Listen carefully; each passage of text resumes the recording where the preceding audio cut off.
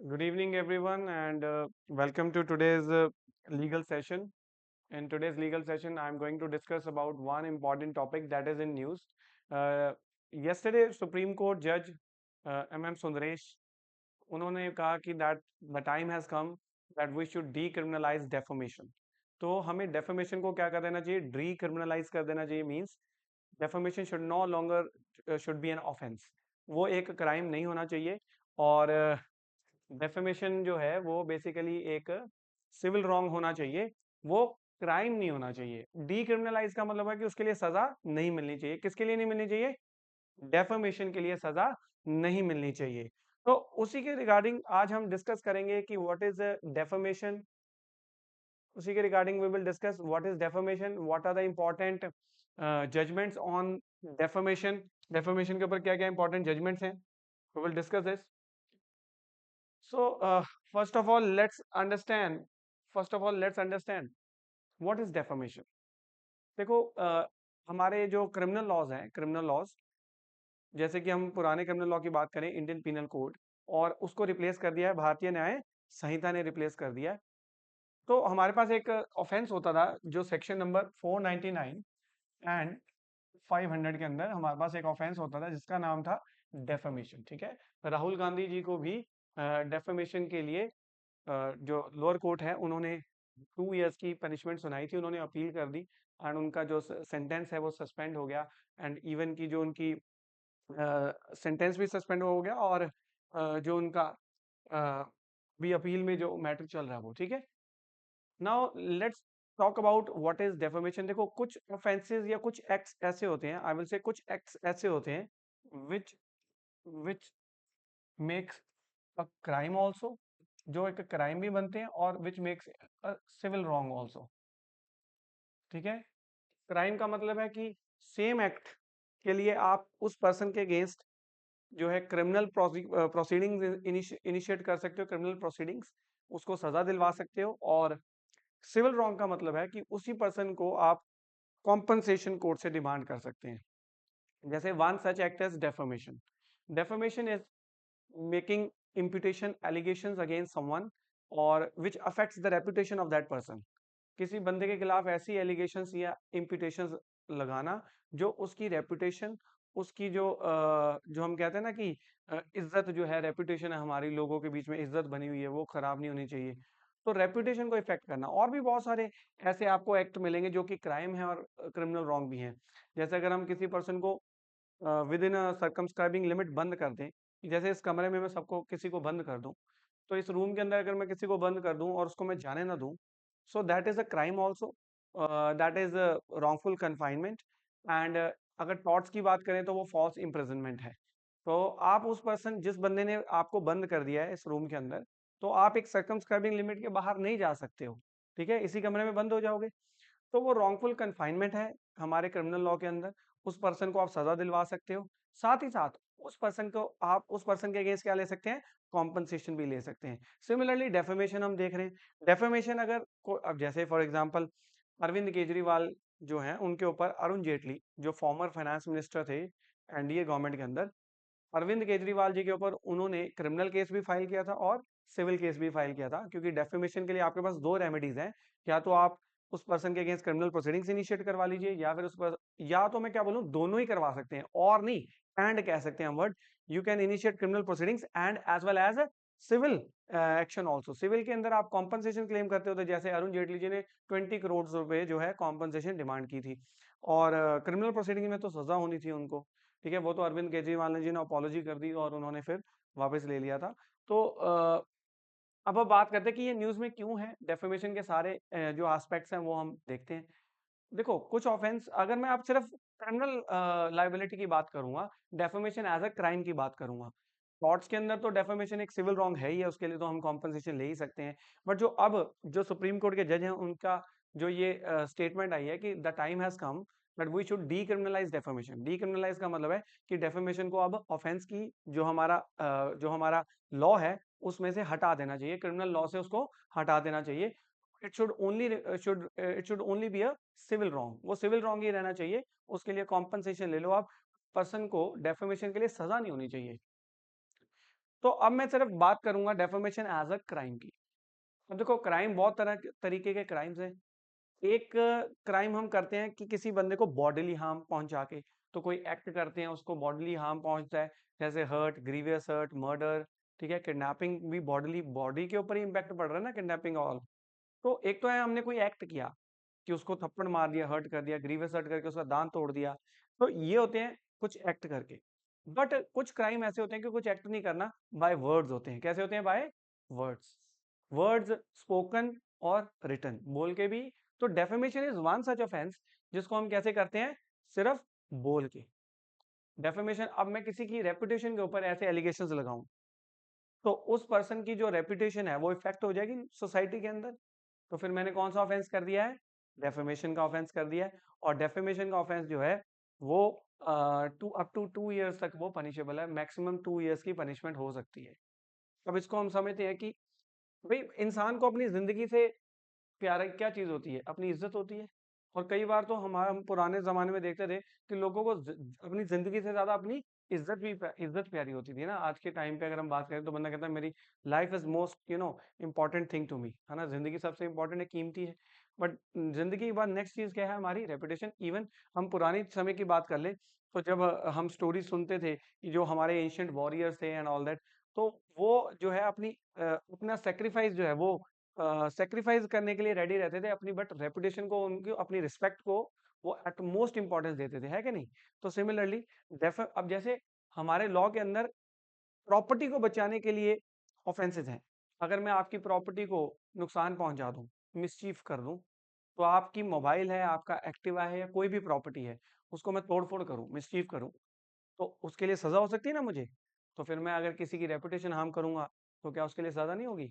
अगर जैसे वो आपकी प्रॉपर्टी इतनी कीमती है जिसके लिए लॉ पनिशमेंट प्रोवाइड कर रहा है, मिसचीफ जो है तोड़फोड़ करते हैं हम किसी की प्रॉपर्टी के साथ, तो सजा हो जाएगी। तो रेपुटेशन तो इस बंदे के लिए बहुत इंपॉर्टेंट होती है। अगर किसी की रेपुटेशन को हार्म कॉज करोगे तो उस आपको जो है सजा हो सकती है, ऑफेंस है ये। समझ में आई? अब आगे देखते हैं लीगल प्रोटेक्शन क्या है। तो जैसे कि हमने देखा कि fundamental right to existence and physical safety and property के लिए हमारे पास ऑफेंसेस हैं प्रॉपर्टी को बचाने के लिए। सिमिलरली रेपुटेशन को सेफगार्ड करने के लिए भी हमारे पास एक ऑफेंस है, सेक्शन 499 आईपीसी में था। अब प्रेजेंटली जो बीएनएस के अंदर वो सेक्शन है, कौन सा है? 356। कौन सा है? भारतीय न्याय संहिता में डेफेमेशन के लिए सेक्शन कौन सा है? 356। 356 है। So the law gives protection to a man's reputation. The law gives protection to a man's reputation as it gives protection to his life and property. The legal system recognizes reputation as a fundamental aspect of a human dignity. तो आपको बताएं, जो reputation है एक person की, वो article 21 right to life का part है ना, right to live with dignity. Reputation is a part of fundamental right, article 21। Article 21 का पार्ट है। Now, moving ahead, understanding what is reputation. अब reputation क्या है? What I think about myself, मैं अपने बारे में क्या सोचता हूँ, क्या ये reputation है मेरी? भैया आप अपने बारे में बहुत अच्छा सोचते हो, कुलजोत अपने बारे में सोचे कि मैं तो बहुत ही अच्छी हूँ और मेरे जैसा तो कोई नहीं है, तो क्या ये रेपुटेशन है? नहीं, दिस इज सेल्फ एस्टीम। जो हम अपने बारे में सोचते हैं वो क्या होती है? हमारी सेल्फ एस्टीम। रेपुटेशन तो ये होती है कि लोग हमारे बारे में क्या सोचते हैं, लोग हमारे बारे में क्या सोचते हैं, एक्स वाई जेड जो है हमारे बारे में क्या सोचता है। सो यही यहाँ पर हमने ये एक्सप्लेन करी है कि what is reputation. Reputation is not your own opinion of yourself, it is not your internal self esteem, rather reputation is the opinion others have about you, external perception of the society. Society हमारे बारे में क्या सोचती है, x Y Z जो है वो हमारे बारे में क्या सोचती है। तो रेपुटेशन एक हमारी वैल्यूएबल एसेट है, क्योंकि अगर समाज के अंदर हमारी रेपुटेशन अच्छी है, गुड रेपुटेशन है, तो उससे फिर हमारे समाज के अंदर जो है एक ट्रस्ट वर्दीनेस जो होती है वो बनती है। इवन बैंक में अगर जब आप लोन लेने जाते हैं तो वो आपकी रेपुटेशन देखते हैं कि इस बंदे ने लोन वगैरह कोई डिफॉल्ट तो नहीं किया हुआ, तो उस बेसिस पे लोन भी इजीली मिल जाता है। तो सोसाइटी के अंदर भी रेपुटेशन का एक वैल्यूएबल एसेट है। और इवन तो मैं आपको बताऊं, जब शादियां, किसी ने अपने बेटे की शादी करनी है, किसी ने अपनी बेटी की शादी करनी है, तो सबसे पहले वो जाके यही पूछते हैं कि ये बंदे कैसे हैं, है कि नहीं? ऐसे पूछते हैं कि नहीं पूछते? तो अगर रेपुटेशन किसी की बैड है तो उसमें कितनी प्रॉब्लम आती है कि नहीं? तो इसलिए फिर रेपुटेशन, पहले तो हम ये देखते हैं कि what is reputation. Reputation is the opinion which the society holds about us. वो होती है reputation. Now moving ahead, section 499 में डेफेमेशन की क्या डेफिनेशन दे रखी है, ध्यान से पढ़ेंगे हम इसे। हूएवर, कोई भी व्यक्ति, बाय वर्ड्स, क्या है, बाय वर्ड्स, वर्ड्स के थ्रू ही डेफेमेशन होती है। बाय वर्ड्स, वर्ड्स कैसे है, इधर स्पोकन, बोलकर, ओरल एंड और इंटेंडेड टू बी रेड। तो स्पोकन वाला इसको हम बोलते हैं स्लैंडर। क्या बोलते हैं इसे हम? जो डेफर्मेशन ओरली होती है, ये बहुत बार एग्जाम में क्वेश्चन आ भी चुका है। ओरल डेफर्मेशन को हम स्लैंडर बोलते हैं या लाइबल बोलते हैं। तो जो ओरल वर्ड, जैसे मैं ओरली किसी के बारे में बोलूं, एक्स के बारे में, कि x is a dishonest person, x is a dishonest person, तो जो मैंने डेफर्मेशन की है वो ओरल फॉर्म में करी है, स्पोकन फॉर्म में है, तो वो क्या है, स्लैंडर। और जो रिटन रेड, मतलब कि मैंने कुछ लेटर लिख के भेज दिया, मैंने कुछ मैसेज भेजा, मैंने रिटन फॉर्म में कोई कार्टून बना दिया, वट एवर रिटन फॉर्म में है ना, तो उसको हम क्या बोलते हैं, लाइबल। LIBEL, क्या बोलते हैं, LIBEL, लिबल बोल लो या लाइबल बोल लो, ठीक है। तो रिटन फॉर्म में होता है। तो अगर कोई व्यक्ति वर्ड्स के द्वारा, स्पोकन या फिर रिटन, और फिर तीसरा तरीका क्या, देखो ये मोड है डेफर्मेशन करने के, क्या है, मोड है। मोड पहला है ओरल, दूसरा है रिटन, तीसरा है बाय साइन, ठीक है, साइन, किसी को इशारों से, कि ये तो बहुत ही ऐसे, मतलब कुछ ऐसा साइन करके उसकी रेपुटेशन को हार्म कॉज करना, ठीक है। तो या फिर जैसे किसी ने पूछा कि यार किसने चोरी की है, तो ऐसे किसी ने ऐसे साइन इशारा कर दिया, तो वो क्या है, वो डेफर्मेशन ही है किसी के बारे में। देन आगे क्या है, last mode is by visible representation. Visible representation क्या है, विजिबल रिप्रेजेंटेशन कुछ भी हो सकती है, कार्टून, कैरिकेचर, एफईजी, पुतले साड़ते ना, पुतले बना के, और मूवी बना दो किसी के ऊपर, वो भी विजिबल रिप्रेजेंटेशन है, सॉन्ग। तो विजिबल रिप्रेजेंटेशन की फॉर्म्स बहुत सारी हो सकती हैं। तो ये हमने 4 मोड्स देखे। हुएवर बाय वर्ड्स मेक्स, क्या करा उसने, मेक्स, और आगे क्या लिखा है, पब्लिशेस, क्या किया उसने, एनी इम्पिटेशन, इम्पिटेशन मतलब एलिगेशन, है ना, इल्जाम लगाया, इम्पिटेशन लगाया। अब ये बड़ा इंपॉर्टेंट है, मेक्स और पब्लिशेस। मेक्स का मतलब है आई एम द ओरिजिनेटर, वो बात जो बोली है वो मैं ही ओरिजिनेटर हूं उसका। पब्लिशेस मतलब मैंने आपको बोली, आपने तीसरे को बोली, आपने आगे बोली, तो यू पब्लिश्ड, ठीक है। जैसे सिंपल सी एग्जांपल लेते हैं, ए ने एक्स के बारे में बोला that x is a dishonest person, ठीक है, वो डिसऑनेस्ट पर्सन है। नाउ ए ने ये जो इम्पुटेशन एक्स के बारे में की है, तो ए ओरिजिनेटर है, क्या है, ए ओरिजिनेटर। अब ए एक्स के बारे में अगर एक्स को बोले, मान लो ए के सामने एक्स खड़ा है, उसने बोला कि तू बहुत ही डिसऑनेस्ट बंदा है, you are a cheater and you are corrupt person, ऐसे बोले, और सिर्फ एक्स को ही बोल रहा है, तो और कोई नहीं है आसपास, तो क्या एक्स की रेपुटेशन हार्म होगी? Answer is no. Why? Because X की सेल्फ स्टीम तो लोअर हो सकती है कि यार मेरे बारे में इतना बोल रहा है, बट रेपुटेशन तो लोगों की नजरियों में है ना, लोगों की परसेप्शन में है ना। तो जब तक कोई थर्ड पर्सन वहां खड़ा ही नहीं है, तब तक उसकी रेपुटेशन हार्म हो ही नहीं सकती। तो रेपुटेशन के लिए सबसे इंपॉर्टेंट एस्पेक्ट ये है कि जब वो पर्सन किसी के ऊपर इम्पिटेशन लगाता है, एक थर्ड पर्सन को कम्युनिकेशन होनी ही चाहिए, जिसको हम पब्लिकेशन बोलते हैं। क्या बोलते हैं, जिसको हम पब्लिकेशन बोलते हैं। एक थर्ड पर्सन को कम्युनिकेट करना is important, only then it will amount to defamation. अगर एक बंद कमरे में मैं एक्स को ही बोल रहा हूँ, ए एक्स को ही बोल रहा है कि you are a cheater, you are a scoundrel, whatever, ठीक है, you are a dishonest person, तो उस केस में it is not defamation, because there is no publication at all to the third person. Third person होना चाहिए, because reputation is thing which the society holds, ठीक है, society का opinion हमारे बारे में क्या है। तो जब थर्ड पर्सन को ये चीज बोलेंगे, और वो फिर उस पर्सन के बारे में क्या सोचेगा, उसकी रेस्पेक्ट कम हो जाएगी ना उसकी आइज के अंदर। तो ये चीज है। तो यहाँ पर ओरिजिनेटर हो गया मेक्स, और पब्लिशेस, जैसे अब एक्स को जब वो बोल रहा था तो साथ में बी खड़ा था, तभी तो ये डेफेमेशन होगी। बी ने सुन लिया, बी ने यही बात आगे किसको बोल दी, सी को। अब बी ने भी डेफेमेशन की है, बी ने आगे पब्लिश किया है, मतलब आगे ट्रांसमिट किया है, तो ये ओरिजिनेटर है, ये क्या है आगे। तो आगे जितने भी लोग बोलते जाएंगे सबके ऊपर डेफेमेशन का भी, ये एक्स जो है ए के ऊपर भी डेफेमेशन का केस फाइल कर सकता है, एक्स बी के ऊपर भी डेफेमेशन का केस फाइल कर सकता है, क्रिमिनल केस की मैं बात कर रहा हूँ, ठीक है, और सजा हो सकती है इनको, अगर ये बात झूठी निकली जो इन्होंने बोली है, इफ इट इज फॉल्स। क्योंकि ऑब्वियसली अगर सच निकली, अगर वो ट्रुथ है, तो वो मतलब जैसा भी ये बोलेंगे कि भाई तूने सच क्यों बोला। मान लो अगर ए वाकई में थी, एक्स थीफ है, एक्चुअली में थीफ है, और कोर्ट की जजमेंट आई है, उसके ऊपर केस चला था, कोर्ट की जजमेंट आई और कोर्ट ने इसको गिल्टी पाया, ही इज, उसने कुछ, मान लो कि थेफ्ट किया था, उसने कुछ चुरा लिया था, तो अब कोर्ट की जजमेंट आई है, तो उसका मतलब ये साबित हो गया वो थीफ है। तो ए ने बोल दिया यू आर अ थीफ, तो फिर वो तो ट्रुथ है ना, तो ए को सजा दोगे सच बोलने के लिए? हालांकि अब हम देखेंगे कि डेफेमेशन की एक्सेप्शंस बहुत सारी हैं, ठीक है, 9-10 एक्सेप्शंस हैं, जहां पर हम देखेंगे कि इस पर्सन को कोर्ट जो है क्या कर देगी, एग्जम्प्ट कर देगी। क्या कर देगी? एग्जम्प्ट। इसकी कोई लायबिलिटी नहीं बनेगी, इसको कोई सजा नहीं होगी अगर इसका केस किस में फॉल करेगा, एक्सेप्शन में फॉल करेगा। पहली एक्सेप्शन क्या है कि वो क्या है, ट्रुथ। वो बोलेगा जाके सर जो मैंने बोला ये क्या है, सच बोला है, ट्रुथ है। उसके साथ एक चीज और भी देखनी पड़ेगी कि इट इज, जो भी उसने बोला वो ट्रुथ है, ट्रू है, मतलब वो it is true, plus there is a public interest involve. क्या है? Public interest. ये दोनों चीजें प्रूव होंगी तब जाके उसकी एग्जाम्पशन उसको मिलेगी। सिर्फ ये बोलना कि मैंने जो बोला वो सच है, उससे ए छूट नहीं जाएगा। ए को ये साबित करना पड़ेगा कि जो मैंने बोला वो सच है, प्लस उससे क्या हो रहा है, एक पब्लिक इंटरेस्ट सर्व हो रहा है, ये भी उसको प्रूव करना पड़ेगा। आगे देखते हैं कि उसने इम्प्यूटेशन एलिगेशन लगाया है बाय वर्ड्स और by written form concerning any person. क्या है? कंसर्निंग किसी भी व्यक्ति के अगेंस्ट उसने एलिगेशंस लगाई हैं, और उसने जब वो वर्ड्स बोले हैं, एलिगेशंस लगाई हैं, उसकी इंटेंशन थी क्या करने की, हाँ मतलब मेंजरिया, मतलब मेंजरिया, गिल्टी माइंड। एक होता है ना गलती से बोल दिया जी, विदाउट एनी मैलिस, कोई इंटेंशन नहीं थी, कोई नॉलेज नहीं थी, तो उस केस में फिर क्रिमिनल लायबिलिटी नहीं बनेगी। क्रिमिनल लायबिलिटी के लिए जरूरी है कि जो उसने इम्पुटेशन लगाई है, it must be with an intention to cause harm. Harm what? Harm to the reputation of such person. या फिर अगर इंटेंशन नहीं थी तो नॉलेज होनी चाहिए।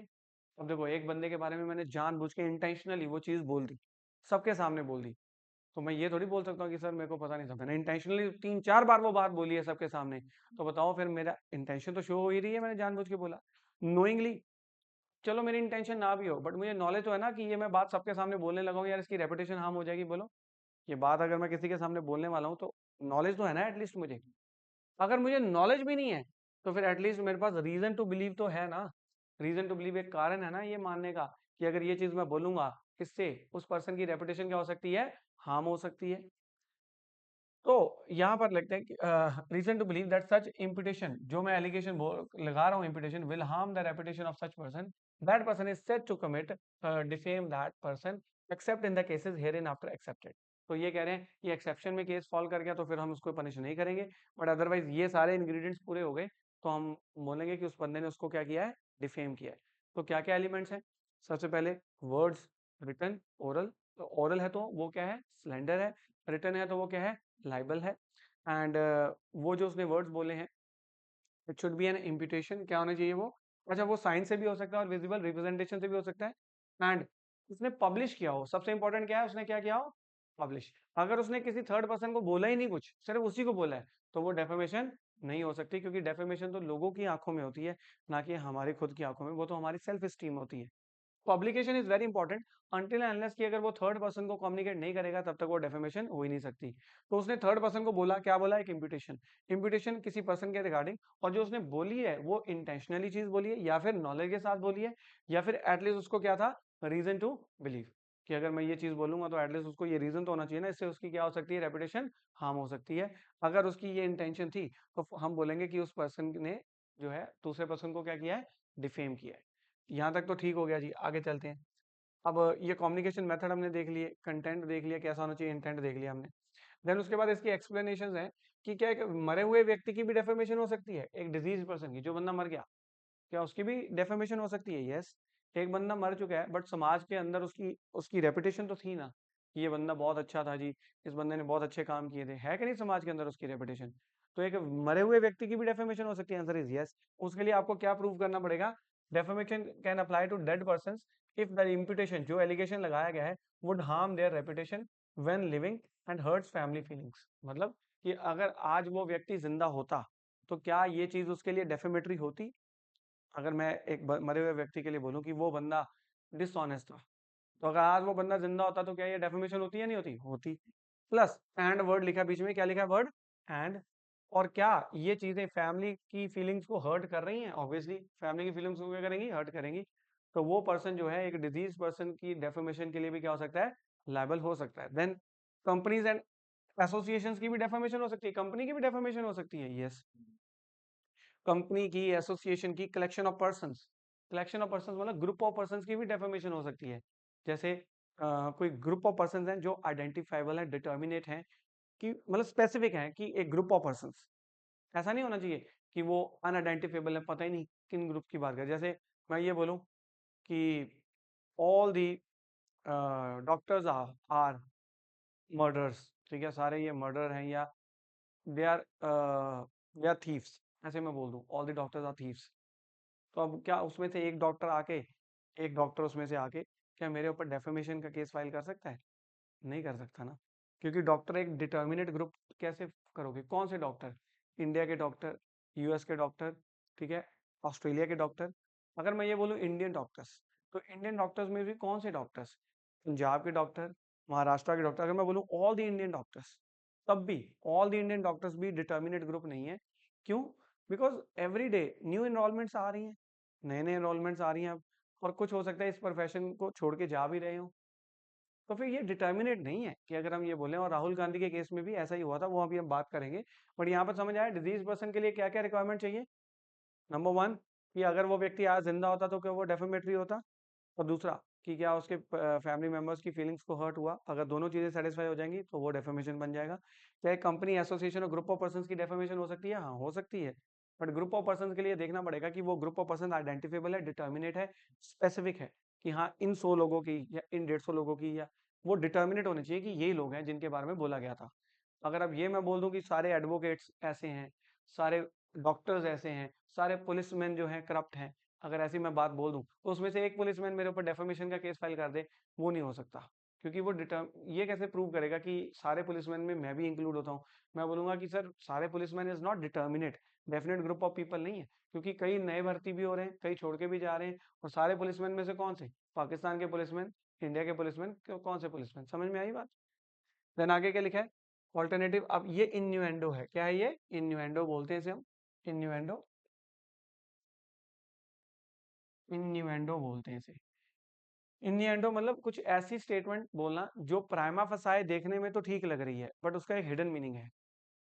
ऐसे सार्कास्टिकली बोलते हैं ना हम, देखने में तो लग रहा है कि नॉर्मल बात बोली है, बट उसके पीछे एक हिडन मीनिंग होता है। तो जैसे मैं बोलूँ meet mister A, he is a very honest person, he never stole बीज वॉच। ये बहुत ईमानदार आदमी, इन्होंने कभी भी बी की घड़ी नहीं चुराई। तो इसका मतलब फिर ये देखने में तो सही है, मैं कह रहा हूँ ये बहुत ही ईमानदार आदमी है, इन्होंने कभी किसी की घड़ी नहीं चुराई। अब देखो इसको वैसे स्टेटमेंट को लिटरली पढ़ो तो आपको लगेगा यार इसमें तो कुछ नहीं बोला। बट फिर जब मैं ये बोलूँ कि ये बहुत ईमानदार आदमी है, तो फिर ये मैंने बात क्यों बोली कि इन्होंने कभी भी भीगी घड़ी नहीं चुराई? इसका मतलब उसका हिडन मीनिंग ये है कि मैं ये कहना चाह रहा हूँ कि इन्होंने भीगी घड़ी चुराई है। तो ऐसी स्टेटमेंट्स को हम इन्यूएंडोज बोलते हैं। क्या बोलते हैं हम? इन्यूएंडोज। तो ये भी डेफामेशन, डेफामेटरी मानी जाएगी। Then harm to reputation. अब हार्म टू रेपुटेशन हम कैसे कर सकते हैं? तो it must lower moral character, किसी बंदे का मॉरल कैरेक्टर लोअर कर देना, किसी पर्सन का इंटेलेक्चुअल कैरेक्टर को लोअर कर देना, किसी बंदे के कास्ट के बारे में कुछ बोलना, किसी बंदे के कॉलिंग स्टेटस के बारे में बोलना, कॉलिंग स्टेटस मतलब उसका प्रोफेशन, किसी बंदे के क्रेडिट के बारे में, उसका ट्रस्ट वर्दीनेस, ठीक है, किसी बंदे की loathsome bodily state, disgraceful bodily state, ऐसी चीजें बोलना, ये सारी डेफेमेटरी है। इनकी सबकी एग्जांपल्स मैं आपके सामने अभी मैं आपको दिखाता हूँ। टाइप्स ऑफ, अब जैसे सबसे पहला था कि किसी के करेक्टर के बारे में बोलना। करेक्टर के बारे में बोलना मतलब कैसे? पर्सन ऑनेस्टी इंटेग्रिटी के बारे में बोलो, किसी के बंदे के करेक्टर के बारे में बोलो कि ये इज अ बैड करेक्टर, ये करप्ट बंदा है, ये डिसऑनेस्ट बंदा है, ये चीटर है, तो उसके करेक्टर के बारे में बोल रहे हो ना। तो फिर जैसे एग्जांपल, कॉलिंग समवन इमोरल, या फिर saying mister A takes bribes, अगर ऐसे मैं बोलूँ ये तो रिश्वत लेता है, तो बताओ फिर ये उसके करेक्टर के बारे में नहीं हो गया? तो फिर ये डेफेमेटरी हो जाएगा या नहीं हो जाएगा? हो जाएगा, because people think he is corrupt and he is moral character is lowered, तो ये डेफेमेशन है। देन इंटेलेक्चुअल कैरेक्टर के बारे में मतलब किसी की मेंटल एबिलिटी या इंटेलिजेंस के बारे में बोलना, जैसे for example saying a professor is illiterate, ये बोला कि ये तो अनपढ़ है, इसको तो कुछ नहीं आता, तो ये उसके इंटेलेक्चुअल कैरेक्टर के बारे में बोल रहे हो। या फिर आप ये बोलो कि प्रोफेसर बी जो है कॉपी करता है आर्टिकल सारे, क्या करता है ये? ही कॉपीज आर्टिकल, तो बताओ फिर उसका इंटेलेक्चुअल कैरेक्टर लोअर नहीं हो जाएगा? लोगों के मन में उसकी रेपुटेशन कैसे बन जाएगी? बन जाएगी, ठीक है। तो इंटेलेक्चुअल कैरेक्टर के बारे में किसी के बारे में बोलो, या प्रोफेशनल कॉलिंग के बारे में बोलो, saying doctor C's degrees are fake, तो उसके ऑक्यूपेशन प्रोफेशन के बारे में बोलो कि उसकी रेपुटेशन, बोलो इसकी डिग्री तो सारी फेक है भाई, तो उसकी you are making allegations about the calling of that person, profession of that person. या फिर आप बोलो he is not a real doctor, या फिर ये क्वैक है, क्या है ये? एक ही इज अ क्वैक, झोला छाप डॉक्टर होते हैं ना, जिसको क्या बोलते हैं? क्वाक। उसकी रेपुटेशन हार्म हो जाएगी उसके ऑक्यूपेशन प्रोफेशंस के बारे में। तो ये सारी डेफेमेशन है। देन किसी के क्रेडिट को डैमेज कर दो, कैसे क्रेडिट को करोगे? आप शॉपकीपर डी के बारे में ये बोले कोई कि यार ये तो सब बंदों को कस्टमर्स के साथ चीटिंग करता है, ये अपने पैसे डेट्स भी कभी नहीं पे करता, तो उसका क्रेडिट लोअर हो जाएगा। लोग उस पर विश्वास करेंगे क्या? Lower the credit of the person. Credit का मतलब होता है ट्रस्टवर्थीनेस। तो क्या लोग उस पर विश्वास करेंगे? उसकी रेपुटेशन क्या हो गई? लोगों की, कोई भी उसको उधार पे जो है सामान नहीं देगा, कोई इससे सामान भी नहीं लेगा। देन लोसम स्टेट, उसकी बॉडी के बारे में बोलो कि उसकी बॉडी जो है ना, उसको कोई बीमारी है, ठीक है? जैसे wrongly saying that a person has leprosy, कोढ़ का रोग नहीं होता, स्किन का रोग, लेप्रोसी, या उसको बोलो कि ये एड्स है इसको, तो क्या ये डेफेमेशन हो जाएगी? यस, क्योंकि उसकी बॉडी को आप किस किस स्टेट में शो कर रहे हो? लोथसम, डिसगस्टिंग, जिससे हेट, नफरत पैदा हो, तो ये भी क्या है? डेफेमेशन है। देन डिसग्रेसफुल स्टेट, तो saying mister F is a prostitute, ये बोलो कि ये प्रोस्टिट्यूट है, तो फिर क्या ये डेफेमेशन नहीं हो जाएगी? हो जाएगी, उसका करेक्टर भी हार्म हो जाएगा। तो ये सारी मैंने आपको एग्जांपल्स दी जिसको हम क्या मानते हैं? डेफेमेशन मानते हैं। Then moving head, illustration. अब जैसे ये इलस्ट्रेशन है, इसमें देखो, A says that Z is an honest man, ये बड़ा ईमानदार आदमी, ही नेवर स्टोल बीज वॉच, उसने कभी घड़ी नहीं चुराई। तो यहाँ पर उसकी इंटेंशन ये है कि वो ये कहना चाह रहा है कि Z did steal the watch. ये इन्यूएंडो है। क्या है ये? इन्यूएंडो, हिडन मीनिंग वाले sentences. Then when A asked who stole his watch, जब ए ने पूछा कि बी की घड़ी किसने चुराई, तो ए ने किसकी तरफ इशारा कर दिया? साइन, साइन इशारा कर दिया जेड की तरफ। Now intending to cause believe that Z stole the watch, this is a defamation. देन आगे, अब ए ने क्या किया कि एक पिक्चर बना दी जिसमें जेड है, कार्टून बना दिया, बी की घड़ी लेके वो ऐसे भागता हुआ उसने दिखा दिया कार्टून के अंदर, तो विजिबल रिप्रेजेंटेशन पड़ा था, विजिबल रिप्रेजेंटेशन, तो ये भी क्या हो गई? डेफर्मेशन हो गई। This is also defamation. Now essential elements क्या है डेफर्मेशन के? जब आपको पेपर में क्वेश्चन आएगा कि ए ने बी के बारे में ये बोला, तो बताइए whether A is liable for defamation और नॉट, तो सबसे पहले आप एसेंशियल इंग्रेडिएंट्स चेक करोगे, अगर वो सारे प्रेजेंट हैं, in that case it is a defamation, unless कि उसका केस एक्सेप्शन में फॉल ना करे। अगर एक्सेप्शन में फॉल कर गया, एक्सेप्शन हम देखेंगे 9 to 10 एक्सेप्शन हैं, जहां पर अगर वो फॉल कर गया फिर तो उसको कोई सजा नहीं मिलेगी, क्योंकि उसको एग्जाम्पशन मिल जाएगी, एक्सेप्शन मिल जाएगी। देन सबसे पहले एलिमेंट है कि सबसे पहले कि मीन्स ऑफ कम्युनिकेशन वो कैसे होना चाहिए? बाय थ्रू वर्ड्स, वर्ड्स के through, writing, science, visible representation, और वो जो मैसेज होना चाहिए वो क्या होना चाहिए? डेफामेटरी होना चाहिए। डेफामेटरी मतलब which affects a persons reputation. एक नॉर्मल बात बोल दी, इडियट, ऐसे बोलो यू आर इडियट सबके सामने, क्या ये डेफामेटरी है? क्या उसकी रेपुटेशन हार्म हो सकती है? ये तो मतलब कि हम कह सकते हैं कि ये जर्नल वल्गर अब्यूजेस, जैसे गालियां निकालनी क्या डेफेमेशन हो सकती है? Vulgar abuses no, that is also not. Vulgar abuses एक अलग ऑफेंस हो सकता है, बट वो डेफेमेशन नहीं हो सकती। डेफेमेशन वो है जो एक पर्सन की रेपुटेशन को, रिस्पेक्ट को सोसाइटी की आइज के अंदर लोअर कर दे। तो सबसे पहले हमें देखना पड़ेगा कि उसने वो स्टेटमेंट दी है नहीं। दूसरी बात कि पब्लिकेशन थी या नहीं, क्या थी पब्लिकेशन? अगर उसने उसी को बोला है और पास में कोई नहीं खड़ा था, बंद रूम में थे, तो वो डेफेमेशन हो ही नहीं सकती। पर मान लो रूम बंद था, ठीक है, बट बाहर लोग खड़े थे, उसको पता है बाहर लोग खड़े हुए हैं, और वो बहुत हाई वॉइस में जो है, ठीक है, ऊंची आवाज में उसको बोल रहा है कि तू चीटर है, तू स्काउंड्रल है, ये वो, और उसको पता है कि आवाज जो है डोर से बाहर जा रही है, तो इन दैट केस क्या वो डेफेमेशन होगी? यस, वो डेफेमेशन है। जैसे मान लो एक पर्सन ने लेटर लिख के भेजा, ए ने बी को, उसके बारे में डेफेमेटरी बातें लिखी हुई हैं सारी, कि तू ये है, तू वो है, तूने बहुत ही घटिया किस्म का इंसान है, वट एवर सब लिखा है, उसको लेटर लिख के भेजिए, तो उसको मिल गई लेटर, क्या ये डेफेमेशन है? नहीं, ये डेफेमेशन नहीं।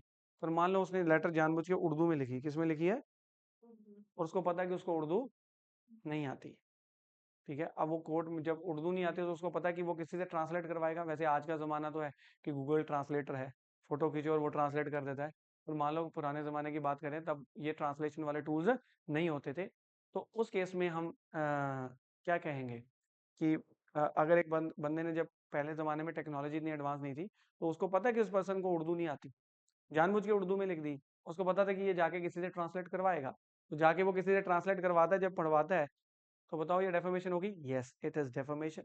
ठीक है, ऑल्दो उसने सिर्फ लेटर उसी को लिखी थी, बट उसको नॉलेज तो थी ना, क्या थी उसको? इंटेंशन ना भी हो बट उसको क्या थी?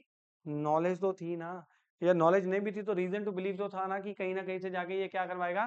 ट्रांसलेट, और थर्ड पर्सन को कम्युनिकेशन हुई ना, तो ये क्या बन गया? डेफेमेशन। तो ये बड़ा इंपॉर्टेंट है, डेफेमेशन के लिए पब्लिकेशन होनी बहुत जरूरी है। देन तीसरा है कि वो जो है उसकी इंटेंशन होनी चाहिए। विदाउट इंटेंशन अगर किसी ने कोई स्टेटमेंट बोल दी, उसकी इंटेंशन नहीं थी, नॉलेज नहीं थी, रीजन टू बिलीव भी नहीं था, क्योंकि इसमें तीनों मेंदरिया की स्टेट कवर हो रही हैं। अब ये आपको इतनी डिटेल में नहीं मैं बता सकता कि इंटेंशन, नॉलेज और रीजन टू बिलीव में क्या डिफरेंसेस हैं, बट ये डिफरेंट डिग्रीज ऑफ मेंदरिया हैं, ठीक है। तो यहाँ पर ये जरूरी है कि उसकी हार्मफुल जो है इंटेंशन जो है गिल्टी मेंदरिया, गिल्टी माइंड होनी चाहिए, ये बहुत इंपॉर्टेंट है। देन आगे देखते हैं, ये तो हो गए हमारे elements. Then critical role of publication. What constitutes publication? Publication क्या है? Publication is when defamatory matter is communicated to a third party, ठीक है, या थर्ड पार्टी उसको हेयर कर ले। तो A direct communication to B is not publication. A telling C something about B, that is publication. अगर मैं उसी को उसके बारे में बोल रहा हूँ तो वो सेल्फ एस्टीम हार्म होगी। तो यहाँ पर लीगल प्रिंसिपल ये है, डायरेक्ट अब्यूज टू समवन, ठीक है, letter sent directly to the person does not constitute publication, but it must be a communication to a third party, only then it will amount to a publication. Then understanding imputation intent। imputation का मतलब यही है कि जो आप imputation लगा रहे हो उसके बारे में वो defamatory होनी चाहिए। imputation should be evil, it should be an accusation, allegations, charges against a person, ठीक है। जैसे मैंने आपको बोला था vulgar abuses, या idiot बोलना, किसी को scoundrel बोलना, ये defamation नहीं है। किसी को idiot बोलना क्या defamation है? किसी को vulgar abuses करना क्या defamation है? आंसर इज नो, ठीक है। और जिसके बारे में आप imputation लगा रहे हो वो एक पर्टिकुलर पर्सन होना चाहिए। क्या होना चाहिए? एक ए के बारे में बोल रहा हूँ तो वो ए पर्टिकुलर पर्सन के बारे में मैं बोल रहा हूँ, और इंटेंशन रिक्वायर्ड है, ठीक है। सिविल लॉ में इंटेंशन रिक्वायर्ड नहीं है, बट क्रिमिनल लॉ के अंदर क्या रिक्वायर्ड है? इंटेंशन। मैंने इंटेंशनली बोला है, या नॉलेज के साथ बोला है, या रीजन टू बिलीव के साथ बोला है। अब अगर मैं स्टेटमेंट दूं किसी के बिजनेस के बारे में, किसी किसी के बिजनेस के रिलेटेड के बारे में, तो क्या वो डेफामेशन होगी? जैसे मैं बोलूं कि ए का तो यार वो दुकान बंद हो गई उसकी, या मैं बोलूं ए का बिजनेस टेक ओवर होने वाला है, भाई लोगों को बोल रहा हूँ कि ए का बिजनेस टेक ओवर होने वाला है, तो नो डाउट ये उसके बिजनेस को तो हार्म कर सकता है, बट उसकी रेपुटेशन को हार्म नहीं करता। रेपुटेशन तो उसकी पर्सनल रेपुटेशन है ना। तो ऐसी स्टेटमेंट बोलना कि भाई ये इसका बिजनेस बंद होने वाला है, या ए का बिजनेस टेक ओवर होने वाला है, कोई एक्स कंपनी उसको टेक ओवर करने वाली है, बस, तो वो डेफर्मेशन नहीं हो सकती है। Then moving ahead, defamation of group of person. तो मैंने आपको बोला था जब हम ग्रुप ऑफ पर्सन की बात करते हैं तो ग्रुप ऑफ पर्सन क्या होनी चाहिए? एक डिटर्मिनेट बॉडी होनी चाहिए। इट मस्ट बी आइडेंटिफिएबल, मतलब जिसको हम आइडेंटिफाई कर सके कि इनको, जैसे राहुल गांधी जी ने यही स्टेटमेंट बोली थी कि how come all the thieves have Modi as a surname, ठीक है, how come all the thieves has Modi as a surname. Allegedly उन्होंने ये बात बोली थी, ठीक है, राहुल गांधी ने। और लोअर कोर्ट ने उनको कन्विक्ट किया क्योंकि एक एमपी थे गुजरात से, उनका नाम भी मोदी था पीछे सरनेम, तो उन्होंने बोला कि मेरे बारे में इन्होंने क्या कर दिया है? डेफेमेशन। उन्होंने 3 बंदों का नाम लिया था, मतलब पर्टिकुलर पर्सन जो इंडिया से फ्यूजिटिव हैं, इंडिया से भाग गए हैं, और ऐसे भी स्टेटमेंट बोली थी कि how come all the thieves Modi as a surname. तो उन्होंने ये बात बोली थी, और लोअर कोर्ट ने जो है उनके ऊपर उनको कन्विक्ट किया। अब उनकी अपील अभी पेंडिंग है, तो लेट्स सी व्हाट हैपेंस, ठीक है। कन्विक्शन भी स्टे कर दिया कोर्ट ने, और सेंटेंस भी सस्पेंड कर दिया, ठीक है। अभी तभी तो वो ऑपोजिशन के वो है ना, लीडर ऑफ ऑपोजिशन है, वो इतना बड़ा कॉन्सेप्ट अभी नहीं मैं आपको समझा सकता, बट अभी ये देखो कि वो बॉडी क्या होनी चाहिए? It must B identifiable determinate body, distinguishable group होना चाहिए। क्या होना चाहिए? डिस्टिंग्विशेबल ग्रुप होना चाहिए, और particular specific individuals within the group होने चाहिए, कलेक्शन ऑफ इंडिविजुअल्स। अब जैसे जैसे for example the class refer to must not be too large, जिसके बारे में आप बोल रहे हो वो इतना बड़ा ग्रुप नहीं होना चाहिए जिसको हम डिस्टिंक्टली आइडेंटिफाई ना कर पाए अलग से, ठीक है, from the members of a certain trade, for example law और मेडिसिन, ठीक है। जैसे कॉलिंग लॉयर्स, क्या लिखा है यहाँ पर? Calling lawyers as a thieves, ऐसे बोलो सारे वकील थीफ है। या फिर calling doctor as a class of cut throats, cut throat मतलब मर्डरर्स, कि लोगों का खून चूस के ये मतलब वो लोगों को छोड़ते नहीं है, बड़े क्रूअल है ये। तो ये जब हम बोल रहे हैं कि सारे वकील या फिर सारे doctors, so this class is too large and generalisation too sweeping to affect the individual members. तो अब उसमें से एक वकील उठ के मेरे ऊपर केस फाइल कर दे, ये एक एडवोकेट, एक डॉक्टर उठ के मेरे ऊपर केस फाइल कर दे, वो अलाउड नहीं है, क्योंकि क्लास ऑफ पीपल के लिए ये जरूरी है कि वो डिटर्मिनेट, आइडेंटिफेबल, स्पेसिफिक होना चाहिए। समझ में आ रही बात? स्पेसिफिक होना चाहिए। अगर मैं ये बोल दूं जैसे फॉर एग्जांपल कि एडवोकेट्स ऑफ लुधियाना, लुधियाना के सारे एडवोकेट्स, ठीक है, जो एनरोल्ड हैं अभी बार के अंदर, तो क्या वो स्पेसिफिक हो जाएगा? हाँ फिर तो वो स्पेसिफिक हो ही जाएगा, हो नहीं जाएगा, बोलो यस और नो। स्पेसिफिक हो जाएगा ना कि लुधियाना के जो वकील हैं जो सारे एनरोल्ड हैं उनके बारे में मैं बात कर रहा हूँ, तो फिर वो स्पेसिफिक हो जाएगा। अब यहाँ तक तो हमें समझ में आ गया कि डेफेमेशन क्या है, उसकी एक्सेप्शंस नहीं मैं अभी करवा रहा। अब देखें जो अभी प्रेजेंटली जो डिस्प्यूट चल रहा है वो डिस्प्यूट क्या है प्रेजेंटली। प्रेजेंटली डिस्प्यूट पे आने से पहले हम चेक करते हैं कि 2016 के अंदर एक केस आया था 2016 के अंदर, जिसको जिस केस का नाम है सुब्रमण्यम स्वामी वर्सेस यूनियन ऑफ इंडिया। क्या नाम है? सुब्रमण्यम स्वामी वर्सेस यूनियन ऑफ, ये बीजेपी के एमपी थे सुब्रमण्यम स्वामी, शायद अब है या नहीं, आई डोंट नो। तो 2016 में इन्होंने क्या किया कि इस केस के अंदर डेफमेशन की कॉन्स्टिट्यूशनैलिटी को चैलेंज कर दिया। डेफमेशन जो ऑफेंस है सेक्शन 499 आईपीसी का, उसकी कॉन्स्टिट्यूशनैलिटी को चैलेंज कर दिया। उन्होंने ये बोला कि सर डेफमेशन का ऑफेंस जो है वो बाय वर्ड्स होता है, तो हमारे पास एक फंडामेंटल राइट है जिसका नाम है आर्टिकल 19। क्या नाम है उसका? Article 19(1)(a), freedom of speech and expression. Speech मैं कुछ भी बोल सकता हूँ, फंडामेंटल राइट है। और फंडामेंटल राइट के ऊपर रिस्ट्रिक्शन भी लगती है आर्टिकल 19 क्लॉज 2 के अंदर, क्योंकि हमारे फंडामेंटल राइट एब्सोल्यूट तो है नहीं। तो इसमें 19 क्लॉज 2 के अंदर बहुत सारे ग्राउंड्स बता रखे हैं, उसमें से one of the ground is defamation. क्या लिखा है वहां पर? उन्होंने लिखा है कि सॉवरेनिटी इंटेग्रिटी ऑफ इंडिया, वहां पर लिखा हुआ है कंटेम्प्ट ऑफ कोर्ट, वहां पर लिखा है इंसाइटमेंट टू एन ऑफेंस, वहां पर लिखा है maintaining friendly relation with foreign countries. तो आपको ये समझ में आ रहा है कि कॉन्स्टिट्यूशन मेरे को कह रहा है कि आपका freedom of speech and expression है, आप जो मर्जी बोल सकते हो। मैं फेसबुक पे, सोशल मीडिया पे कुछ भी अपना आर्टिकल, ब्लॉग जो मर्जी लिखूं, ठीक है, मूवी बनाऊं, सॉन्ग बनाऊं, ये सारे freedom of speech and expression का पार्ट है। तो क्या फिर मैं लोगों को गालियां निकालना शुरू हो जाऊं? मैं बोलूं मेरे पास तो फंडामेंटल राइट है? भाई fundamental rights are not absolute, reasonable restrictions can be put upon fundamental rights also. तो 19 क्लॉज 2 के अंदर क्या है? रीजनेबल रिस्ट्रिक्शन है कि, और वहां पर एक ग्राउंड है रिस्ट्रिक्ट करने का, फ्रीडम ऑफ स्पीच को रिस्ट्रिक्ट करने का एक ग्राउंड क्या है? डेफेमेशन। और बाकी कौन से ग्राउंड हैं? Maintaining friendly relation with foreign countries, sovereignty integrity of India. अगर एक बंदा बोले कि यहाँ खालिस्तान बनेगा, खालिस्तान बनेगा, तो ये बोल तो रहा है, उसका अपनी स्पीच एक्सरसाइज कर रहा है, बट क्या ये सॉवरेनिटी इंटेग्रिटी ऑफ इंडिया को खतरे में नहीं डाल रहा? भारत की अखंडता को खतरे में डाल रहा है ना? तो फिर उसके लिए हमारे आईपीसी में बहुत सारे ऑफेंसेस हैं जो इंडिया की सॉवरेनिटी इंटेग्रिटी को इफेक्ट करते हैं। Similarly incitement to an offence, अगर मैं लोगों को भड़काऊं कि हथियार उठा लो और चलो पार्लियामेंट, ऐसे मैं बोलूं, तो ये फिर इंसाइटमेंट ऑफ एन ऑफेंस ही तो है। मैं लोगों को कह रहा हूँ कि भाई आप वॉर अगेंस्ट गवर्नमेंट शुरू, गवर्नमेंट पे जाके चले जाओ, तो क्या मुझे कुछ नहीं, सजा नहीं होगी? होगी मुझे सजा। हालांकि मैंने अपना freedom of speech expression exercise किया है, बट वो एब्सोल्यूट तो नहीं है ना, उसके ऊपर क्या लग सकती है? लिमिटेशन लग सकती है। उसमें से मैंने बोला 19 क्लॉज 2 में 9 ग्राउंड हैं, तो उसमें से एक ग्राउंड क्या है? 9 या 8 ग्राउंड होंगे, क्या है? डेफामेशन। क्या ग्राउंड है? इसका मतलब freedom of speech and expression का टेल हो सकता है अगर हम किसी की डेफेमेशन कर रहे हैं। तो अगर मैं किसी के बारे में डेफेमेटरी बात बोल रहा हूँ, तो वो मुझे पकड़ के जेल में डाल देंगे, क्योंकि मेरा ट्रायल होगा, कोर्ट में जाके मेरी ट्रायल होगा, एविडेंस आएंगे और कोर्ट ने पाया कि हाँ आपने डेफेमेशन की है, तो मुझे जेल में डाल देंगे। अगर मैं कोर्ट को बोलूँ सर मेरा तो फंडामेंटल राइट था, मैंने बोल दिया freedom of speech and expression, तो वो बोलेंगे भी उसके ऊपर रिस्ट्रिक्शन लग सकती है। लग सकती है कि नहीं लग सकती? लग सकती है। अब मुझे ये बताओ कि रेपुटेशन, ये तो है, सपोज करो ए ने एक्स के बारे में, उसकी रेपुटेशन के बारे में सब लोगों को बोल दिया, बी सी डी ई, की ये बंदा बहुत ही बैड कैरेक्टर का है, ठीक है। अब इसका इसका क्या इफेक्ट हो गया? इसकी रेपुटेशन इफेक्ट हो गई है। रेपुटेशन किसका पार्ट है? आर्टिकल 21 किसका पार्ट है? अब देखो, आप ध्यान से देखो, ए कह रहा है सर मैंने अपना फंडामेंटल राइट एक्सरसाइज किया, article 19 freedom of speech and expression. X कहता है सर मेरा फंडामेंटल राइट इफेक्ट हो गया, कौन सा? आर्टिकल 21, मेरी रेपुटेशन इफेक्ट होगी। वो कहता है मैंने अपना फंडामेंटल राइट यूज किया है, मैं तो बोल सकता हूँ कुछ भी।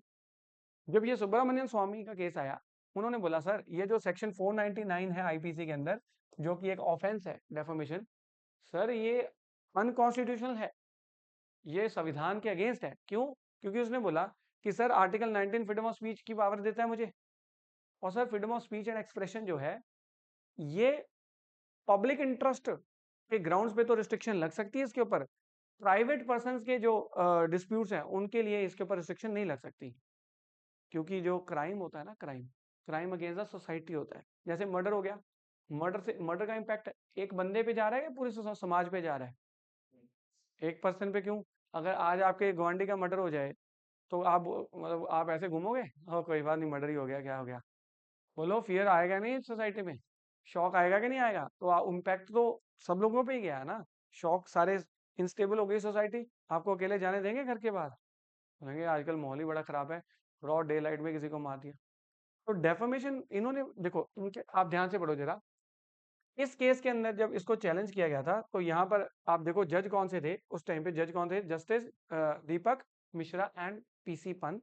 हालांकि इन्होंने ये पिटीशन डिसमिस कर दी, उन्होंने बोला कि नहीं, डेफामेशन अनकॉन्स्टिट्यूशनल नहीं है, बिल्कुल क्या है, ठीक है। तो वो क्राइम जो है वो सेक्शन 499 रहना चाहिए, वो कॉन्स्टिट्यूशन को वायलेट नहीं कर रहा है। इन टू जजेस की जजमेंट है, बट हम देखते हैं कि उनके आर्ग्यूमेंट्स क्या थे, रीजनिंग क्या है उनकी। तो पिटिशनर कहता है कि सर, क्रिमिनल डेफामेशन का जो सेक्शन है, it has a chilling effect. क्या है? It has a chilling effect, कि मैं फ्रीडम ऑफ स्पीच किसी के बारे में बोल ही नहीं सकता कुछ, मैं कि मुझे यही डर रहेगा कि ये मेरे ऊपर कौन सा केस डाल देगा, डेफेमेशन का केस डाल देगा। तो पिटिशनर कह रहा है कि सर, मेरा आर्टिकल 19(1) के ऊपर बड़ा बड़ा इंपैक्ट डालता है डेफेमेशन। तो डेफेमेशन का जो ऑफेंस है उसके डर से तो मेरा फंडामेंटल राइट इंपैक्ट हो रहा है, मैं बोल ही नहीं सकता किसी के बारे में कुछ भी। तो सर इसको हटा दो, 499 को अनकॉन्स्टिट्यूशनल डिक्लेयर कर दो इसको, ये ऑफेंस होना ही नहीं चाहिए। अगर मैंने किसी के बारे में बोला भी है उल्टा, तो सर वो बंदा मेरे अगेंस्ट कॉम्पनसेशन ले लेना जाके। मुझे जेल में डालने का, जब वो आप पता कि मुझे जेल जाना पड़ेगा, तो कोई बंदा अपना freedom of speech and expression डर डर के एक्सरसाइज करेगा। बोलो यस और नो। तो वो कह रहे हैं, इन्होंने बोला कि सर इसका चिलिंग इफेक्ट है ऑन फ्री स्पीच। किसके ऊपर इफेक्ट है? Free speech. एंड ये आउटडेटेड प्रोविजन है, और ये ब्रिटिश एरा के अंदर आई थी।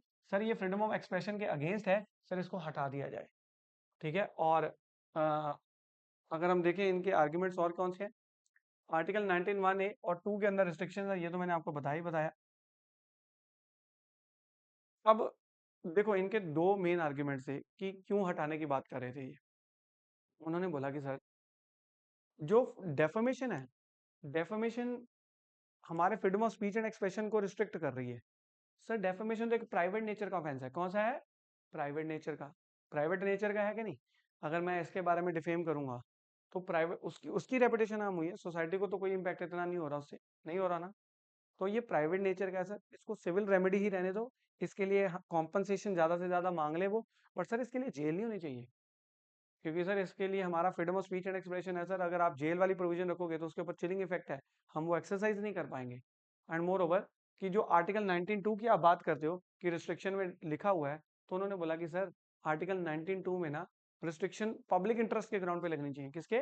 पब्लिक इंटरेस्ट, जैसे सॉवरेनिटी, इंटेग्रिटी, फ्रेंडली रिलेशंस।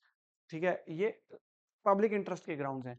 पर सर डेफामेशन तो एक प्राइवेट नेचर का वो है, ग्राउंड प्राइवेट नेचर का ग्राउंड है ना, तो नहीं होना चाहिए। दूसरी साइड से गवर्नमेंट के जो हमारे सॉलिसिटर जनरल और हमारे अटॉर्नी जनरल जो थे, ठीक है, अटॉर्नी जनरल, उन्होंने बोला कि सर, गवर्नमेंट कह रही कि नहीं सर, ये बिल्कुल हटना नहीं चाहिए डेफामेशन। सर ये रहना चाहिए, लोगों के मन में डर होना चाहिए कि हम किसी के बारे में उल्टा बोलेंगे तो हमें क्या हो जाएगी, सजा हो जाएगी। दोनों के आर्गुमेंट सुनना जरा। तो और फाइनली जस्टिस दीपक मिश्रा ने ये हेल्ड किया कि पिटीशन डिसमिस कर दी। उन्होंने बोला कि अनकॉन्स्टिट्यूशनल नहीं है, बिल्कुल ठीक है, और ये ऑफेंस आज भी है। और आज 2016 के बाद आज 2025 है, और आज सुप्रीम कोर्ट के जज साहब की एक स्टेटमेंट आई है, जिसमें उन्होंने ये बोला है कि time has come to decriminalise defamation. Time has come to decriminalise defamation को हटा देना चाहिए, क्योंकि ये एक प्राइवेट नेचर का है। अगर मैंने किसी के बारे में बोल भी दिया तो उसको फिर रेमेडी मिल रही है ना सिविल लॉ के अंदर। क्या ले ले वो जाके? कॉम्पनसेशन ले ले। जैसे अरुण जेटली साहब ने कितना मांगा था? 20 करोड़। अब आप नहीं मांग सकते 20 करोड़, अगर जैसे मेरी कोई डेफेमेशन कर दे। ये जैसे फॉर एग्जांपल एक रिक्शे वाले को किसी ने बोल दिया कि तू तो चोर है भाई, ऐसे बोल दिया। अब रिक्शे वाला केस फाइल कर दे, क्रिमिनल सिविल केस फाइल करे, और जिसने उसको बोला बोले सर मुझे तो 20 करोड़ चाहिए। भाई टॉर्ट्स के अंदर जो डैमेजेस मिलते हैं, वो सारे फैक्टर्स कंसिडर करके मिलते हैं कि उस बंदे की सोशल स्टैंडिंग क्या है। अब उस बंदे को कितने लोग जानते होंगे?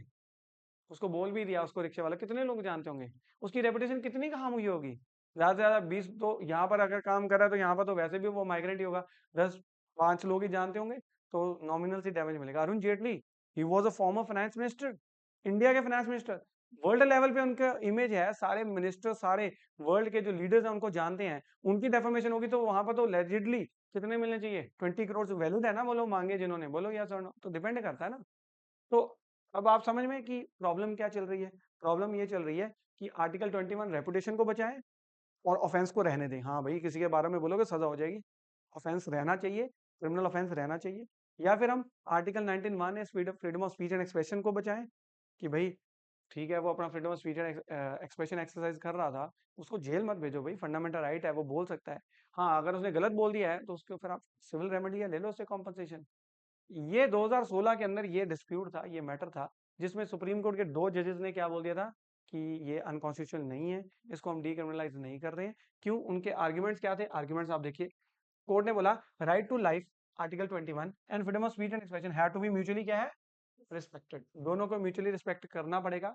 और उन्होंने यहाँ पर ये भी बात बोली, आगे देखिए आप, कि सेंट्रल गवर्नमेंट ने ये आर्गुमेंट करा कि सर अगर आप ये डेफर्मेशन हटा दोगे तो इससे क्या फैल जाएगी, अनार्की, लॉलेसनेस, कोई भी किसी के बारे में कुछ भी बोलता जाएगा। सेंट्रल गवर्नमेंट ने बोला कि सर कोई भी किसी के बारे में कुछ भी बोलता जाएगा, sir if criminal defamation is repealed and everyone would think that they have the right to hurl abuses, और सब ये सोचेंगे हमारा तो अब अधिकार है लोगों को गालियां निकालें, जो मर्जी बोले हैं।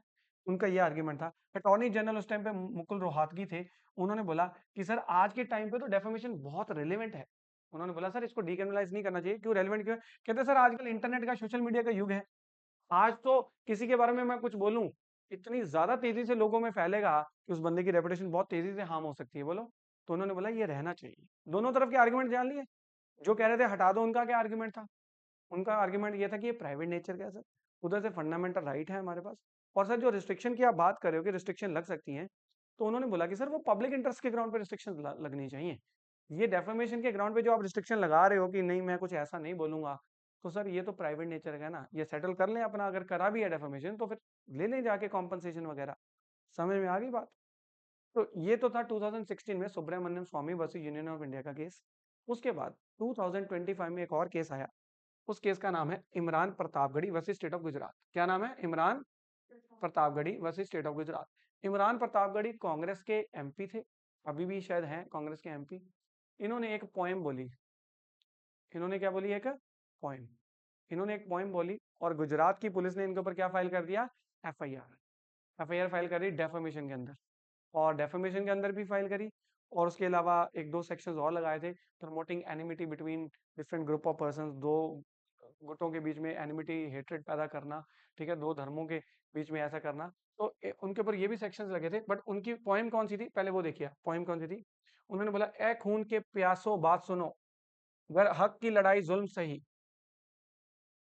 हम जुल्म से इश्क निभा देंगे, घर शम्मा गिरिया आतिश है, हर राह वो शम्मा जला देंगे, घर लाश हमारे अपनों की खतरा है तुम्हारे मसनद का, उस रब की कसम हंसते हंसते इतनी लाशें दफना देंगे। तो ऐसी इन्होंने इसकी अगर ट्रांसलेशन की जाए तो ट्रांसलेशन ये है, O blood thirsty people if fighting for truth, ठीक है, ब्लड थर्स्टी पीपल, अगर हक की लड़ाई, हक जस्टिस के लिए लड़ना, अगर ये जुल्म है, तो अगर किसी के ऊपर इनजस्टिस हो रहा है तो वो अपने हक के लिए लड़ रहा है, तो वो बोलेंगे ये तो टेररिस्ट है। क्या है ये? टेररिस्ट है, लोगों को मारता है। तो ये कह रहे हैं अगर हक की लड़ाई क्या है, जुल्म है, मतलब मतलब आप ये कह रहे हो कि हम जुल्म कर रहे हैं, तो ये कह रहे हैं हम जुल्म, जुल्म से इश्क निभा देंगे। तो आप हमारे साथ इनजस्टिस करो और हम आपकी वायलेंस को चुपचाप सहेंगे, कोई दिक्कत नहीं, हम कोई बात नहीं बोलेंगे आगे से। फिर आगे, अगर शम्मा गरिया आतिश है, तो फिर ये मतलब है कि अगर हमारे आंसू अगर फ्लेम ऑफ कैंडल हैं, तो हर राह वो शम्मा जला देंगे, तो हम रो रो के जो है वो शम्मा जला देंगे, आग जला देंगे। अगर लाश हमारे अपनों की, हमारे अपनों की लाशें अगर खतरा है तुम्हारे मसनद का, तुम्हारे थ्रोन का, तुम चला रहे हो, सरकार चला रहे हो, वट एवर, मैं एक एग्जाम्पल ले रहा हूँ, तो उस रब की कसम हम हंसते हंसते इतनी लाशें दफना देंगे। तो ये कहीं भी वायलेंस तो नहीं प्रमोट कर रहा, ये तो नॉन वायलेंस का मैसेज दे रहा है ना। तो फिर क्या हुआ, इनको एफआईआर करके इनको पुलिस अरेस्ट करने जब आई, तो इन्होंने क्या किया, इन्होंने कोर्ट में जाके बोला कि सर ये रिस्ट्रेंट ऑर्डर मांगे, कि सर पुलिस को ऑर्डर दिया जाए कि मेरे ऊपर कोई भी कोर्सिव एक्शन ना लिया जाए, ठीक है, कि क्योंकि मैंने तो सिर्फ एक पोएम लिखी है।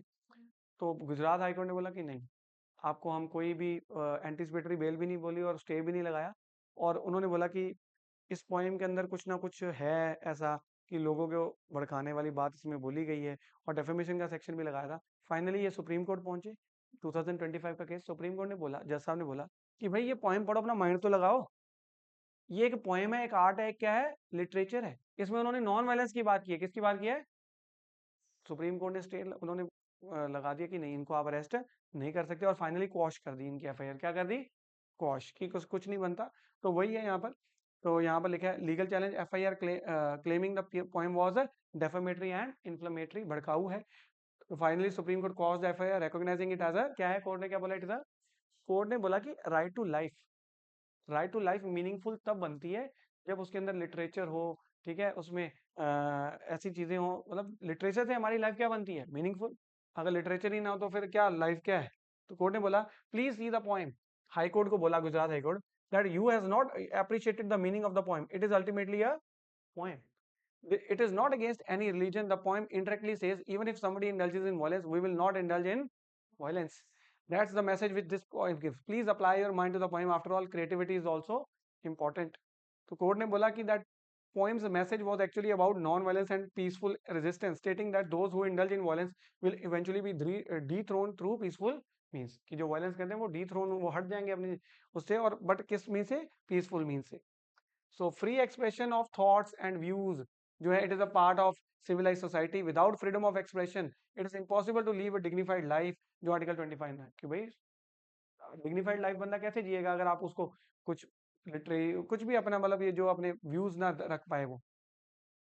कोर्ट ने बोला that literature, poetry, drama, films, they make the human life more meaningful and must be protected as a form of expression.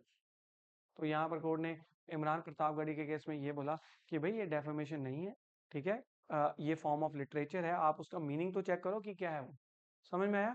अब फाइनली अब जो प्रेजेंट सिनेरियो है, प्रेजेंट सिनेरियो ये है कि रीसेंट डेवलपमेंट है, टाइम टू डीक्रिमिनलाइज। क्या court क्या कह रहा है नाउ, अब कोर्ट कह रहा है कि इसको हम क्या करेंगे, डीक्रिमिनलाइज, कि हम ये सेक्शन 356 जो BNS में है इसको अनकॉन्स्टिट्यूशनल डिक्लेयर करेंगे कि ये किसको वायलेट करता है, article 19(1)(a) freedom of speech and expression को वायलेट करता है।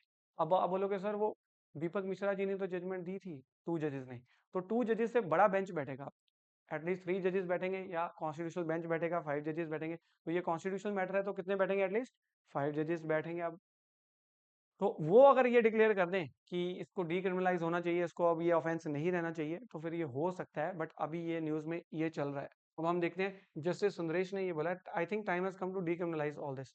अब ये क्यों बोला है, क्योंकि एक ना वो है, वेबसाइट है जो आपकी जर्नलिस्टिक वेबसाइट है, वायर, द वायर, क्या नाम है उसका, द वायर, द वायर, ये मतलब न्यूज वगैरह कवरेज देते हैं ये। हाँ मैंने बताया भी था आपको कि इसको आपको पढ़ना चाहिए, द वायर को।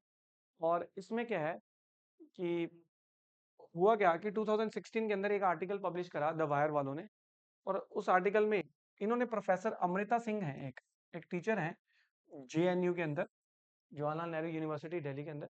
उन्होंने बोला कि इन्होंने एक डोजियर सबमिट किया, डोजियर होता है ग्रुप, मतलब डॉक्यूमेंट्स का ग्रुप है ना, वो डॉक्यूमेंट्स का या कहते हैं ना बंडल ऑफ डॉक्यूमेंट्स, डोजियर।